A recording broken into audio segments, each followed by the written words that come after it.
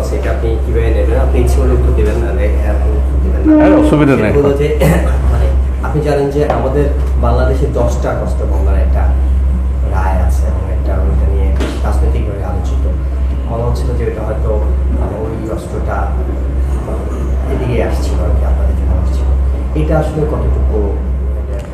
দেখেন, এটা সত্য কথা যে সেটা উদ্ভার জন্য আসছিল, এটা মিথ্যা বলে লাভ নেই, সেটা সত্য কথা। কিন্তু 10টা অস্ত্রের মামলায় যতগুলো লোককে জেলে ঢুকা রাখছে এটা পলিটিক্যাল হয়ে গেছে। এতগুলো লোক জড়িত যদি থাকতো, এনএসআই যদি ডিরেক্টর জড়িত থাকতো, ডিজিএফআই ডিরেক্টর ডিজি যদি জড়িত থাকতো, তাহলে তো আমরা নিয়ে আসতে পারতাম।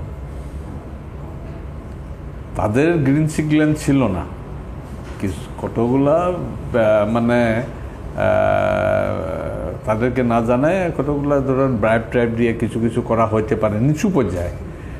উপর পর্যায়ে লুৎফুজ্জামান বাবরের এই সম্পর্কে কিছু ধারণা ছিল না আমার যেটা মনে হয়।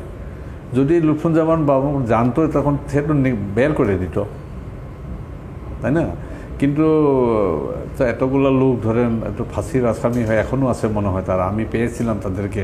তাদের নিরীহ লোক কিছু আছে, সবাই কিন্তু জড়িত না, এটা আমি মনে করি। আর এখন এই ব্যাপারটা একটু পলিটিক্যালাইজ হয়ে গেছে বাংলাদেশ।